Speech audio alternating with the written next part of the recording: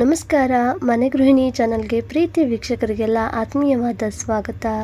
ಬೇಸಿಗೆಗಾಲ ಅಂತೂ ಇವಾಗ ಶುರುವಾಗಿದೆ. ಬಿಸಿಲಿನ ತಾಪ ಕೂಡ ಹೆಚ್ಚಾಗಿದೆ. ಈ ಬೇಸಿಗೆ ಬಿಸಿಲಿಗೆ ಥಂಡ ಕೂಲ್ ಅನ್ನೋ ರೀತಿಯಲ್ಲಿ ರಸ್ತೆ ಬದಿಯ ಬಂಡಿಗಳಲ್ಲಿ ದೊರಕುವಂತಹ ಬಾದಾಮ್ ಮಿಲ್ಕ್ ಶೇಕನ್ನು ಸುಲಭವಾದಂತಹ ವಿಧಾನದಲ್ಲಿ ಮನೆಯಲ್ಲೇ ನಾವು ಇದನ್ನು ರೆಡಿ ಮಾಡ್ಕೊಳ್ಬಹುದು. ಯಾವುದೇ ಥರದ ಫುಡ್ ಕಲರ್ ಆಗಲಿ ಬಳಸದೆ ಸುಲಭವಾದಂತಹ ವಿಧಾನದಲ್ಲಿ ಕಡಿಮೆ ಪದಾರ್ಥಗಳನ್ನು ಬಳಸಿ ಅದ್ಭುತ ರುಚಿ ಕೊಡುವಂತಹ ಬಾದಾಮ್ ಮಿಲ್ಕ್ ಶೇಕ್ ರೆಸಿಪಿ ಹೇಗೆ ಮಾಡೋದು ಅಂತ ವಿಡಿಯೋನ ಸ್ಕಿಪ್ ಮಾಡದೆ ಪೂರ್ತಿಯಾಗಿ ನೋಡಿ ಅಂತ ರಿಕ್ವೆಸ್ಟ್ ಮಾಡ್ತಾ, ವಿಡಿಯೋ ಇಷ್ಟ ಆದರೆ ಒಂದು ಲೈಕ್ ಮಾಡೋದನ್ನು ಮರಿಬೇಡಿ. ಇಲ್ಲಿ ಮೊದಲಿಗೆ ಸ್ಟವ್ನ ಆನ್ ಮಾಡಿ ಒಂದು ಪಾತ್ರೆಗೆ ಒಂದು ಸ್ವಲ್ಪ ನೀರು ಹಾಕಿ ಹಾಗೆಯೇ 1 ಲೀಟರ್ ಆಗುವಷ್ಟು ಹಾಲನ್ನು ಸೇರಿಸ್ತಾ ಇದ್ದೀನಿ. ಹೀಗೆ ಸ್ವಲ್ಪ ನೀರು ಹಾಕಿ ನಂತರ ಹಾಲು ಹಾಕೋದ್ರಿಂದ ಬಾಣಲಿ ತಳ ಹಿಡಿಯೋದಿಲ್ಲ ಹಾಲು ಅಂತ ಹೇಳಿ ನೀರು ಹಾಕಿರೋದು. ಇವಾಗ ಮೀಡಿಯಂ ಫ್ಲೇಮ್ನಲ್ಲಿ ಚೆನ್ನಾಗಿ ಹಾಲನ್ನು ಕಾಯಿಸಿ ತಗೊಳ್ತಾ ಇದ್ದೀನಿ. ಆದಷ್ಟು ಇಲ್ಲಿ ಫುಲ್ ಫ್ಯಾಟ್ ಇರುವಂಥ ಹಾಲನ್ನು ನೀವು ಬಳಸ್ಬೋದು. ಯಾಕಂದರೆ ಹಾಲು ಕುದಿಸ್ತಾ ಒಂದು 1/4 ಭಾಗಕ್ಕಿಂತ ಸ್ವಲ್ಪ ಕಡಿಮೆ ಆಗುವವರೆಗೂ ಇದನ್ನು ನಾವು ಕುದಿಸಿ ಗಟ್ಟಿ ಮಾಡ್ಕೊಳ್ಬೇಕಾಗುತ್ತೆ. ಹಾಗಾಗಿ ಮುಂಚೆನೆ ನಾವು ಗಟ್ಟಿ ಇರುವಂಥ ಹಾಲನ್ನು ಬಳಸೋದ್ರಿಂದ ಜಾಸ್ತಿ ಸಮಯ ತಗೊಳ್ಳದೆ ಬೇಗ ಹಾಲು ಗಟ್ಟಿ ಆಗುತ್ತೆ ಮತ್ತು ಟೇಸ್ಟ್ ಕೂಡ ತುಂಬಾ ಚೆನ್ನಾಗಿರುತ್ತೆ. ಒಂದು ಉಕ್ಕು ಬರೋವರೆಗೂ ಗ್ಯಾಸನ್ನು ಹೈ ಪ್ರಮಾಣದಲ್ಲಿಟ್ಟು ಹಾಲನ್ನು ನಾನಿಲ್ಲಿ ಕುದಿಸ್ಕೊಂಡಿದ್ದೀನಿ. ಈ ಥರ ಒಂದು ಕುದಿ ಬಂದಮೇಲೆ ಗ್ಯಾಸನ್ನು ಮೀಡಿಯಂ ಫ್ಲೇಮ್ನಲ್ಲಿಟ್ಟು ಚೆನ್ನಾಗಿ ಇದನ್ನು ಕುದಿಸ್ತಾ ಆದಷ್ಟು 1/4 ಭಾಗದಷ್ಟು ನಾವು ಕಡಿಮೆ ಮಾಡ್ಕೊಳ್ಬೇಕಾಗುತ್ತೆ. ಇದೇ ಥರ ನಾವು ಕಂಟಿನ್ಯೂಸ್ ಆಗಿ ಮಿಕ್ಸ್ ಮಾಡ್ಕೊಳ್ತಾನೆ ಇರಬೇಕು ಅಂತೇನಿಲ್ಲ. ಆವಾಗವಾಗ ಈ ಥರ ನಾವು ಇದನ್ನು ಮಿಕ್ಸ್ ಮಾಡ್ಕೊಳ್ತಾ ಹೋಗಬೇಕು. ಮೇಲೆ ಬರುವಂತಹ ಕೆನೆನೆಲ್ಲನೂ ಕೂಡ ಇದರೊಳಗೆ ನಾವು ಮಿಕ್ಸ್ ಮಾಡ್ಕೊಳ್ತಾ ಹೋಗೋದ್ರಿಂದ ಹಾಲು ಗಟ್ಟಿ ಕೂಡ ಆಗುತ್ತೆ ಮತ್ತು ಕೆನೆ ಭರಿತ ಹಾಲಿನಿಂದ ಮಾಡುವಂಥ ಮಿಲ್ಕ್ ಶೇಕ್ ಕೂಡ ತುಂಬಾ ಟೇಸ್ಟಿಯಾಗಿ ಬರುತ್ತೆ. ಈ ಹಾಲನ್ನು ಹೇಗೆ ನಾನು ಕುದಿಯೋದಕ್ಕೆ ಬಿಡ್ತಾ ಇದ್ದೀನಿ. ಸ್ವಲ್ಪ ಇದು ಕುದ್ದು ಗಟ್ಟಿ ಅದಕ್ಕೆ ರೆಡಿ ಆಗೋ ಅಷ್ಟರಲ್ಲಿ ಈ ಕಡೆ ಸೈಡಲ್ಲಿ ಮುಖ್ಯವಾಗಿ ಬಾದಾಮ್ ಶೇಕಿಗೆ ಅಂತ ನಾನಿಲ್ಲಿ ಒಂದು 20ರಿಂದ 25 ಬಾದಾಮಿನ ನೀರಲ್ಲಿ ನೆನೆಸಿ ತಗೊಂಡಿದ್ದೀನಿ. ಬಾದಾಮಿನ ನೀರು ಹಾಕಿ ಇಡೀ ರಾತ್ರಿ ನಾನು ನೆನೆಸೋಕ್ಕಿಟ್ಟಿದ್ದೆ. ಸಮಯ ಇದ್ದರೆ ನೀವು ಹಾಗೆ ನೆನೆಸಿ, ಇಲ್ಲ ಸಮಯ ಇಲ್ಲ ಅಂದರೆ ಬಿಸಿನೀರಿಗೆ ಹಾಕಿ ಬಾದಾಮಿನ ಒಂದು 20ರಿಂದ 25 ನಿಮಿಷಗಳ ಕಾಲ ನೆನೆಸಿ ತಗೊಂಡ್ರೂ ಕೂಡ ಈ ಥರ ಬಾದಾಮಿ ಮೇಲೆ ಬರುವಂಥ ಸಿಪ್ಪೆನ ನಾವು ಈಸಿಯಾಗಿ ತಗೊಳ್ಬೋದು. ಹಾಗೆಯೇ ಬಾದಾಮಿ ಕೂಡ ಚೆನ್ನಾಗಿ ನೆಂದಿರುತ್ತೆ.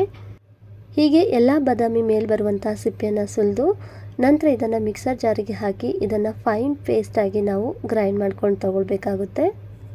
ಇಲ್ಲಿ ನೋಡಿ ಎಲ್ಲ ಬಾದಾಮಿ ಮೇಲೆ ಬರುವಂಥ ಸಿಪ್ಪೆಯನ್ನು ಸುಲಿದು ರೆಡಿ ಮಾಡಿ ಇಟ್ಕೊಂಡಿದ್ದೀನಿ. ಇದನ್ನು ಸ್ವಲ್ಪ ನಾನು ಸೈಡಲ್ಲೇ ತಿಟ್ಟು ಫಸ್ಟಿಗೆ ಇವಾಗ ಮಿಕ್ಸರ್ ಜಾರ್ಗೆ 8ರಿಂದ 9 ಒಣ ಬಾದಾಮಿ ಗೋಡಂಬಿನ ಸೇರಿಸ್ತಾ ಇದ್ದೀನಿ. ಇವೆರಡನ್ನು ಕೂಡ ಆಲ್ಮೋಸ್ಟ್ ಆಗಿ ಪೂರ್ತಿ ನೈಸಾಗಿ ಇದನ್ನು ಗ್ರೈಂಡ್ ಮಾಡಿಕೊಂಡು ಪೌಡ್ರ್ ಥರ ರೆಡಿ ಮಾಡ್ಕೊಳ್ಬೇಕಾಗುತ್ತೆ. ಸ್ವಲ್ಪ ಲೈಟಾಗಿ ತರಿತರಿಯಾಗಿದ್ದರೆ ಓಕೆ, ತೀರ ತರಿತರಿಯಾಗಿ ಬೇಡ. ಇಲ್ಲಿ ನಿಮಿಸ್ತದ ಡ್ರೈ ಫ್ರೂಟ್ಸನ್ನು ಸೇರಿಸಿ ಈ ಒಂದು ಪೌಡ್ರನ್ನ ರೆಡಿ ಮಾಡ್ಕೊಳ್ಬೋದು. ಡ್ರೈ ಫ್ರೂಟ್ಸ್ ಪೌಡ್ರನ್ನ ನೋಡ್ತಾ ಇದ್ರಲ್ಲ, ಈ ಥರ ಪೂರ್ತಿಯಾಗಿ ನಾನಿಲ್ಲಿ ಪೌಡ್ರ್ ಥರ ಗ್ರೈಂಡ್ ಮಾಡ್ಕೊಂಡಿದ್ದಾಗಿದೆ. ಸ್ವಲ್ಪ ಅಲ್ಲಲ್ಲಿ ಲೈಟಾಗಿ ತರಿತರಿದೆ ಅನ್ನೋಷ್ಟು ಇದನ್ನು ಒಂದು ಬಟ್ಲಿಗೆ ತೆಗೆದಿಟ್ಕೊಳ್ತಾ ಇದ್ದೀನಿ. ಇವಾಗ ಅದೇ ಮಿಕ್ಸರ್ ಜಾರ್ಗೆ ನೆನೆಸಿರ್ತಕ್ಕಂಥ ಬಾದಾಮಿನ ಸೇರಿಸ್ತಾ ಇದ್ದೀನಿ. ಹಾಗೆಯೇ ಇದಕ್ಕೆ ಸ್ವಲ್ಪ ಹಾಲು ಹಾಕಿ ಆದಷ್ಟು ಇದನ್ನು ಪೂರ್ತಿಯಾಗಿ ನೈಸಾಗಿ ನಾವು ಗ್ರೈಂಡ್ ಮಾಡಿಕೊಂಡು ತಗೊಳ್ಬೇಕಾಗುತ್ತೆ. ಇವಾಗ ನೋಡಿ ಪೂರ್ತಿಯಾಗಿ ಇದನ್ನು ನಾನು ಪೇಸ್ಟ್ ರೀತಿಯಲ್ಲಿ ಗ್ರೈಂಡ್ ಮಾಡ್ಕೊಂಡಿದ್ದಾಗಿದೆ. ಪೂರ್ತಿ ನೈಸಾಗಿದೆ. ನೋಡ್ತಾ ಇದ್ರಲ್ಲ, ಈ ಥರ ಇಷ್ಟಾದರೆ ಸಾಕು. ಇದನ್ನು ಕೂಡ ಸ್ವಲ್ಪ ಸೈಡಲ್ಲಿ ಎತ್ತಿರ್ತಾ ಇದ್ದೀನಿ. ಇಲ್ಲಿ ಇನ್ನೊಂದು ಬಟ್ಲಿಗೆ 1 ಚಮಚ ಆಗುವಷ್ಟು ಕಸ್ಟರ್ಡ್ ಪೌಡ್ರನ್ನು ಸೇರಿಸ್ತಾ ಇದ್ದೀನಿ. ಇಲ್ಲಿ ನಾನು ಬಳಸ್ತಾ ಇರೋದು ವೆನಿಲಾ ಫ್ಲೇವರ್ ಇರುವಂಥ ಕಸ್ಟರ್ಡ್ ಪೌಡರು. ಇದಕ್ಕೆ ಸ್ವಲ್ಪ ಹಾಲು ಹಾಕಿ ಚೆನ್ನಾಗಿ ಯಾವುದೇ ಥರದ ಗಂಟುಗಳು ಇಲ್ಲದೇ ಇರೋ ಥರ ಮಿಕ್ಸ್ ಮಾಡಿಕೊಂಡು ತಗೊಳ್ತಾ ಇದ್ದೀನಿ. ಈ ಕಸ್ಟರ್ಡ್ ಪೌಡರ್ ಇಲ್ಲ ಅಂದರೆ ನೀವಿಲ್ಲಿ ಕಾರ್ನ್ಫ್ಲೋರನ್ನು ಕೂಡ ಸೇರಿಸಿ ರೆಡಿ ಮಾಡ್ಕೊಳ್ಬೋದು. ಆದರೆ ಈ ಥರ ನಾವು ಕಸ್ಟರ್ಡ್ ಪೌಡರ್ನ ಬಳಸಿ ಮಾಡಿರೋದ್ರಿಂದ ಇದರಲ್ಲಿ ವೆನಿಲಾ ಫ್ಲೇವರ್ ಕೂಡ ಇರುತ್ತೆ. ಹಾಗೆಯೇ ಎಕ್ಸಾಕ್ಟ್ ರಸ್ತೆ ಬದಿಯ ಬಂಡಿಯಲ್ಲಿ ಸಿಗುವಂತಹ ಬಾದಾಮ್ ಶೇಕ್ ಟೇಸ್ಟನ್ನೇ ನಾವು ಮನೆಯಲ್ಲೇ ರೆಡಿ ಮಾಡ್ಕೊಳ್ಬೋದು. ಬಂಡಿ ವ್ಯಾಪಾರಿ ಕೂಡ ಅವರು ಈ ಕಸ್ಟರ್ಡ್ ಪೌಡ್ರನ್ನೇ ಬಳಸಿರ್ತಾರೆ. ವೆನಿಲಾ ಫ್ಲೇವರ್ ಇರುವಂಥದ್ದೇ ಆಲ್ಮೋಸ್ಟ್ ಆಗಿ ನಿಮ್ಮಿಷ್ಟದ ಫ್ಲೇವರ್ ಇರುವಂಥ ಕಸ್ಟರ್ಡ್ ಪೌಡ್ರನ್ನ ನೀವಿಲ್ಲಿ ಬಳಸ್ಬೋದು. ಪೌಡ್ರ್ ಕಲಸಿರುವಂಥ ಹಾಲು ಸೈಡಲ್ಲಿ ಎತ್ತಿಟ್ಟು ಈ ಕಡೆ ನೋಡಿ ಹಾಲು ಕೂಡ ಇವಾಗ ಕುದ್ದು 1/4 ಭಾಗಕ್ಕಿಂತ ಸ್ವಲ್ಪ ಕಡಿಮೆ ಆಗಿದೆ. ಇದಕ್ಕಿಂತ ಜಾಸ್ತಿ ಕಡಿಮೆ ಮಾಡ್ಕೊಳ್ಳೋದೇನು ಬೇಡ. ಗ್ಯಾಸ್ ಫ್ಲೇಮನ್ನು ಲೋ ಫ್ಲೇಮ್ನಲ್ಲಿಟ್ಟು ರೆಡಿ ಮಾಡಿದಂತಹ ಗೋಡಂಬಿ ಬಾದಾಮಿ ಪೌಡ್ರನ್ನು ಸೇರಿಸ್ತಾ ಇದ್ದೀನಿ. ಹಾಗೆಯೇ ಸ್ವಲ್ಪ ಫ್ಲೇವರ್ಗೆ ಅಂತ 2 ಏಲಕ್ಕಿನ ಸ್ವಲ್ಪ ಜಜ್ಜಿ ಸೇರಿಸ್ತಾ ಇದ್ದೀನಿ. ಬೇಕು ಅಂದರೆ ಹಾಕ್ಬೋದು, ಇಲ್ಲಾಂದರೆ ಸ್ಕಿಪ್ ಮಾಡ್ಬೋದು. ಮತ್ತು ರುಬ್ಬಿರ್ತಕ್ಕಂಥ ಬಾದಾಮಿ ಸೇರಿಸ್ತಾ ಇದ್ದೀನಿ. ಚೆನ್ನಾಗಿ ಇದನ್ನು ಒಂದ್ಸತಿ ಮಿಕ್ಸ್ ಮಾಡ್ಕೊಳ್ತಾ ಇದ್ದೀನಿ. ಹಾಕಿರ್ತಕ್ಕಂಥ ಪೌಡ್ರು ಅಲ್ಲಲ್ಲಿ ಗಂಟುಗಳಾಗಬಾರ್ದು ಅಲ್ವಾ, ಹಾಗಾಗಿ ಚೆನ್ನಾಗಿ ಇದನ್ನು ಮಿಕ್ಸ್ ಮಾಡಿಕೊಂಡು ಮಿಕ್ಸರ್ ಜಾರ್ಗೆ ಸ್ವಲ್ಪ ನೀರು ಹಾಕಿ ಆ ನೀರನ್ನು ಕೂಡ ಈ ಒಂದು ಹಾಲಿಗೆ ಹಾಕಿ ಚೆನ್ನಾಗಿ ಇದನ್ನು ಮಿಕ್ಸ್ ಮಾಡ್ಕೊಳ್ತಾ ಮೀಡಿಯಮ್ ಫ್ಲೇಮ್ನಲ್ಲಿ ಚೆನ್ನಾಗಿ ಕುದಿ ಬರೋವರೆಗೂ ಇದನ್ನು ನಾವು ಕುದಿಸಿ ತಗೊಳ್ಬೇಕಾಗುತ್ತೆ. ಖಳ ಅಂತ ಇದು ಕುದಿ ಬರಬೇಕು. ಇವಾಗ ಕಲರ್ಗೋಸ್ಕರ ನಾನಿಲ್ಲಿ ಒಂದು 1/4 ಚಮಚದಷ್ಟು ಅರಿಶಿನ ಸೇರಿಸ್ತಾ ಇದ್ದೀನಿ. ಇದ್ರ ಬದಲಿಗೆ ನೀವು ಕೇಸರಿ ದಳನಾದರೂ ಸೇರಿಸ್ಬೋದು, ಇಲ್ಲ ಅಂದರೆ ಫುಡ್ ಕಲರ್ ಆದರೂ ಕೂಡ ಪಿಂಚಷ್ಟು ಸೇರಿಸಿ ಮಿಕ್ಸ್ ಮಾಡ್ಕೊಂಡು ತಗೊಳ್ಬೋದು. ಈ ಅರಿಶಿನ ಹಾಕೋದ್ರಿಂದನೂ ಕೂಡ ಎಕ್ಸಾಕ್ಟ್ ಕಲರ್ ಇರುವಂತಹ ಬಾದಾಮ್ ಶೇಕನ್ನು ನಾವಿಲ್ಲಿ ರೆಡಿ ಮಾಡ್ಕೊಳ್ಬೋದು. ಮತ್ತು ಇಲ್ಲಿ ನಾನು ರುಚಿಗೆ ಅಂತ ಒಂದು ಚಿಕ್ಕ ಬಟ್ಲಲ್ಲಿ 1 ಬಟ್ಲಾಗುವಷ್ಟು ಸಕ್ಕರೆನ ಸೇರಿಸ್ತಾ ಇದ್ದೀನಿ. ರುಚಿ ನೋಡಿಕೊಂಡು ನೀವಿಲ್ಲಿ ಹೆಚ್ಚು ಕಡಿಮೆ ಮಾಡ್ಕೊಳ್ಬೋದು. ಸ್ವಲ್ಪ ಸ್ವೀಟು ಕಡಿಮೆ ಆಗಿದ್ರೇ ಚೆನ್ನಾಗಿರುತ್ತೆ, ತೀರ ಸಿಹಿ ಆಗಿಬಿಟ್ರೆ ಕುಡಿಯೋದಕ್ಕೆ ಚೆನ್ನಾಗಿರೋದಿಲ್ಲ. ಇವಾಗ ನೋಡಿ ಸಕ್ಕರೆ ಪೂರ್ತಿಯಾಗಿದ್ದು ಕರಗಬೇಕು. ಹಾಗೆಯೇ ಹಾಕಿರ್ತಕ್ಕಂಥ ಪದಾರ್ಥಗಳೆಲ್ಲವೂ ಕೂಡ ಚೆನ್ನಾಗಿ ಕುದಿಬೇಕು. ನೋಡ್ತಾ ಇದ್ದೀರಾ, ಈ ಥರ ಖಳ ಅಂತ ಇದು ಕುದಿಬೇಕು. 1-2 ನಿಮಿಷ ಇದನ್ನು ನಾವು ಈ ಥರ ಕುದಿಸ್ಕೊಂಡು ನಂತರ ಇದಕ್ಕೆ ಲೋ ಫ್ಲೇಮ್ ಮಾಡಿಬಿಟ್ಟು ಮುಂಚೆನೇ ನಾವು ಮಿಕ್ಸ್ ಮಾಡಿಟ್ಟಂತಹ ಕಸ್ಟರ್ಡ್ ಪೌಡ್ರನ್ನ ಇಲ್ಲಿ ಸೇರಿಸ್ಬೇಕಾಗುತ್ತೆ. ಇವಾಗ ಲೋ ಫ್ಲೇಮ್ ಮಾಡಿ ಈ ಕಸ್ಟರ್ಡ್ ಪೌಡ್ರನ್ನ ಸೇರಿಸ್ತಾ ಇದ್ದೀನಿ.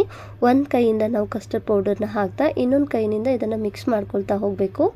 ಇಲ್ಲಾಂದರೆ ಬೇಗ ಗಂಟುಗಳಾಗೋ ಚಾನ್ಸಸ್ ಇರುತ್ತೆ, ಹಾಲು ಜಾಸ್ತಿ ಬಿಸಿಯಾಗಿರುತ್ತಲ್ವ. ಹಾಗಾಗಿ ಈ ಥರ ಬೀಟರ್ ಇದ್ದರೆ ನೀವು ಚೆನ್ನಾಗಿ ಇದನ್ನು ಈಸಿಯಾಗಿ ಮಿಕ್ಸ್ ಮಾಡ್ಕೊಳ್ಬೋದು. ಎಲ್ಲೂ ಕೂಡ ಗಂಟಾಗುತ್ತೆ ಅನ್ನೋದು ಟೆನ್ಷನ್ ಇರೋದಿಲ್ಲ. ಇಲ್ಲಿ ನಾನು 1 ಚಮಚ ಮಾತ್ರ ಕಸ್ಟರ್ಡ್ ಪೌಡ್ರನ್ನ ಬಳಸಿರೋದು. ಇನ್ನೂ ಸ್ವಲ್ಪ ತೀರ ಗಟ್ಟಿಯಾಗಿ ಬೇಕು ಅನ್ನೋದಾದರೆ 1.5 ಅಥವಾ 2 ಚಮಚದಷ್ಟು ಕಸ್ಟರ್ಡ್ ಪೌಡ್ರನ್ನ ಸೇರಿಸಿ ಮಿಕ್ಸ್ ಮಾಡ್ಕೊಳ್ಬೋದು. ಆದರೆ ಹಾಕಿರ್ತಕ್ಕಂಥ ಈ 1 ಚಮಚದ ಕಸ್ಟರ್ಡ್ ಪೌಡ್ರ್ ಇಲ್ಲಿ ಕರೆಕ್ಟಾಗಿತ್ತು. ಯಾಕಂದರೆ ಹಾಲನ್ನು ನಾವು ಆಲ್ಮೋಸ್ಟ್ ಆಗಿ ಅರ್ಧಕ್ಕಿಂತ ಸ್ವಲ್ಪ ಕಡಿಮೆ ಮಾಡ್ಕೊಂಡಿರ್ತೀವಲ್ವ, ಅದು ಕೂಡ ಕೆನೆ ಬರೆತ ಹಾಲಿನಿಂದ ಗಟ್ಟಿಯಾಗಿ ರೆಡಿಯಾಗಿರುತ್ತೆ. ಇವಾಗ ಇದನ್ನು 1-2-3 ನಿಮಿಷಗಳವರೆಗೆ ಚೆನ್ನಾಗಿ ಈ ಥರ ಖಳ ಅನ್ನೋವರೆಗೂ ಇದನ್ನು ಕುದಿಸಿ ತಗೊಳ್ಬೇಕು. ಇದರಿಂದ ಕಸ್ಟರ್ಡ್ ಪೌಡ್ರನ್ನ ಒಂದು ಹಸಿ ವಾಸನೆ ಅನ್ನೋದು ಹೊರಟೋಗಿ ಚೆನ್ನಾಗಿ ಕುದ್ದು ರೆಡಿಯಾಗುತ್ತೆ ಗಟ್ಟಿಯಾಗಿ. ಇವಾಗ ನೋಡ್ತಾ ಇರ್ಬೋದು ಕಸ್ಟರ್ಡ್ ಪೌಡ್ರ್ ಹಾಕಿದ ಮೇಲೆ ಕಲರ್ ಕೂಡ ಮತ್ತೆ ಡಿಫ್ರೆಂಟಾಗಿ ಚೆನ್ನಾಗಿ ರೆಡಿಯಾಗಿದೆ. ಹಾಗೆಯೇ ಕನ್ಸಿಸ್ಟೆನ್ಸಿ ಕೂಡ ನೋಡ್ತಾ ಇರ್ಬೋದು. ಇದು ಇವಾಗ ಇನ್ನೂ ಬಿಸಿಯಾಗಿದೆ. ತಣ್ಣಗಾದ್ಮೇಲೆ ಇನ್ನೊಂದು ಸ್ವಲ್ಪ ಇದು ಗಟ್ಟಿ ಹದಕ್ಕೆ ರೆಡಿ ಆಗುತ್ತೆ. ಇದಕ್ಕಿಂತಲೂ ಸ್ವಲ್ಪ ಗಟ್ಟಿ ಹದಕ್ಕೆ ಬೇಕು ಅನ್ನೋರಾದರೆ ಹೇಳಿರೋ ಹಾಗೆ ಕಸ್ಟರ್ಡ್ ಪೌಡ್ರನ್ನ ಒಂದು ಸ್ವಲ್ಪ ಹೆಚ್ಚು ಕಡಿಮೆ ಮಾಡಿಕೊಂಡು ನೀವು ಇದನ್ನು ರೆಡಿ ಮಾಡ್ಕೊಳ್ಬೋದು. ಬಂಡಿಯಲ್ಲೂ ಅಷ್ಟೇ ತೀರ ಏನು ಗಟ್ಟಿಯಾಗಿರೋದಿಲ್ಲ. ಮಿಲ್ಕ್ ಶೇಕು ಮೀಡಿಯಮ್ ಆಗಿ ಒಂದು ಸ್ವಲ್ಪ ಗಟ್ಟಿಯಾದಕ್ಕಿರುತ್ತೆ. ಇವಾಗ ಇದಾಗಿದೆ, ಸ್ಟವ್ನ ಆಫ್ ಮಾಡಿ. ಇಲ್ಲಿ ಬಾಣಲಿ ಬಿಸಿ ಇರುತ್ತೆ, ಹಾಗಾಗಿ ಇನ್ನೊಂದು ಪಾತ್ರೆಗೆ ನಾನಿಲ್ಲಿ ಟ್ರಾನ್ಸ್ಫರ್ ಮಾಡಿ ತಗೊಳ್ತಾ ಇದ್ದೀನಿ. ಯಾಕಂದರೆ ಇದನ್ನು ನಾವು ಕಂಪ್ಲೀಟಾಗಿ ಒಂದು ಸ್ವಲ್ಪ ತಣ್ಣಗಾದ್ಮೇಲೆ ಫ್ರಿಜ್ಜಲ್ಲಿಟ್ಟು ತಗೊಳ್ಬೇಕಾಗುತ್ತೆ. 1 ಗಂಟೆಗಳ ಕಾಲ ಇದನ್ನು ನಾವು ಫ್ರಿಜ್ಜಲ್ಲಿಟ್ಟು ನಂತರ ಇದನ್ನು ಸರ್ವ್ ಮಾಡ್ಬೋದು. ಫ್ರಿಜ್ಜಲ್ಲಿಟ್ಟರೆ ಇನ್ನೊಂದು ಸ್ವಲ್ಪ ಇದು ಗಟ್ಟಿ ಅದಕ್ಕೆ ರೆಡಿ ಆಗುತ್ತೆ. ಇವಾಗ ಮೇಲೆ ಒಂದು ಸ್ವಲ್ಪ ನಾನಿಲ್ಲಿ ಬಾದಾಮಿನ ಸ್ವಲ್ಪ ಸಣ್ಣದಾಗಿ ಸ್ಲೈಸ್ ಆಗಿ ಕಟ್ ಮಾಡಿ ಸೇರಿಸ್ತಾ ಇದ್ದೀನಿ. ಕುಡಿತಿರ್ಬೇಕಾದ್ರೆ ಮಧ್ಯೆ ಬಾಯಿಗೆ ಈ ಥರ ಸ್ವಲ್ಪ ಬಾದಾಮಿ ಚೂರು ಸಿಗ್ತಾ ಇದ್ದರೆ ತಿನ್ನೋದಕ್ಕೆ ಚೆನ್ನಾಗಿರುತ್ತೆ, ಟೇಸ್ಟ್ ಕೂಡ ಅದ್ಭುತವಾಗಿರುತ್ತೆ. ಬಂಡಿಯವರು ಕೂಡ ಇದೇ ಥರ ಬಾದಾಮಿನ ಸ್ವಲ್ಪ ಸಣ್ಣದಾಗಿ ಸ್ಲೈಸ್ ಮಾಡಿ ಸೇರಿಸಿರ್ತಾರೆ. ಕುಡಿತಿರ್ಬೇಕಾದ್ರೆ ಯಾವ ಥರ ಟೇಸ್ಟ್ ಅನ್ನೋದು ಚೆನ್ನಾಗಿ ಬರುತ್ತೆ ಅಲ್ವಾ, ಅದೇ ಥರ ನಾವಿಲ್ಲಿ ರೆಡಿ ಮಾಡ್ಕೊಂಡಿರೋದು. ಇವಾಗ ನೋಡಿ ಪೂರ್ತಿಯಾಗಿದ್ದು ಕಂಪ್ಲೀಟಾಗಿ ಒಂದು ಸ್ವಲ್ಪ ತಣ್ಣಗಾಗಿದೆ. ಇದನ್ನು ನಾನು 1 ಗಂಟೆಗಳ ಕಾಲ ಫ್ರಿಜ್ಜಲ್ಲಿಟ್ಟು ತಗೊಳ್ತಾ ಇದ್ದೀನಿ. ಫ್ರೀಝರ್ ಬೇಡ, ಫ್ರಿಜ್ಜಲ್ಲಿಟ್ಟರೆ ಸಾಕು.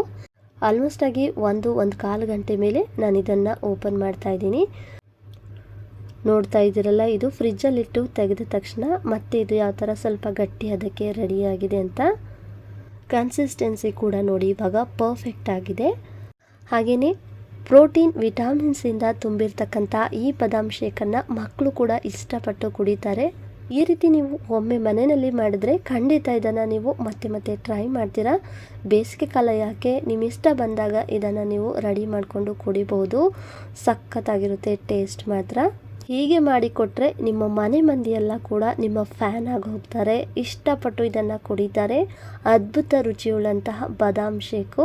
ಇದನ್ನು ನೀವು ಫ್ರಿಜ್ಜಲ್ಲಿ 8 ದಿನಗಳ ಕಾಲ ಸ್ಟೋರ್ ಮಾಡಿಡ್ಬೋದು. ಸ್ಟೋರ್ ಮಾಡಿ ಇಡೋಕ್ಕಿಂತ ಮುಂಚೆನೇ ಖಾಲಿ ಮಾಡಿಬಿಡ್ತಾರೆ.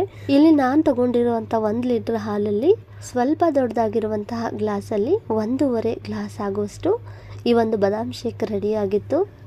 ಮೇಲ್ಗಡೆ ಒಂದು ಸ್ವಲ್ಪ ನಾನಿಲ್ಲಿ ಗಾರ್ನಿಷಿಂಗ್ಗೋಸ್ಕರ ಮತ್ತೆ ಸ್ವಲ್ಪ ಬಾದಾಮಿ ಚೂರನ್ನು ಸೇರಿಸ್ತಾ ಇದ್ದೀನಿ. ಹಾಗಾದರೆ ಸ್ನೇಹಿತರೆ, ಇವತ್ತಿನ ಈ ಬಾದಾಮ್ ಮಿಲ್ಕ್ ಶೇಕ್ ರೆಸಿಪಿ ಹೇಗೆ ಅನ್ನಿಸ್ತು ಅಂತ ಕಮೆಂಟಲ್ಲಿ ತಿಳಿಸೋದನ್ನು ಮರಿಬೇಡಿ. ಮತ್ತು ವಿಡಿಯೋ ಇಷ್ಟ ಆದರೆ ಒಂದು ಲೈಕ್ ಮಾಡಿ, ಹಾಗೆಯೇ ನಿಮ್ಮ ಫ್ರೆಂಡ್ಸ್ ಆ್ಯಂಡ್ ಫ್ಯಾಮಿಲಿ ಜೊತೆಗೆ ಶೇರ್ ಮಾಡಿ, ಹಾಗೆಯೇ ಮನೆ ಗೃಹಿಣಿ ಚಾನಲ್ನು ಕೂಡ ಸಬ್ಸ್ಕ್ರೈಬ್ ಮಾಡಿಕೊಂಡು ಸಪೋರ್ಟ್ ಮಾಡಿ ಅಂತ ಹೇಳ್ತಾ ಈ ರೆಸಿಪಿ ವಿಡಿಯೋ ನೋಡಿದ ಎಲ್ಲರಿಗೂ ಧನ್ಯವಾದಗಳು.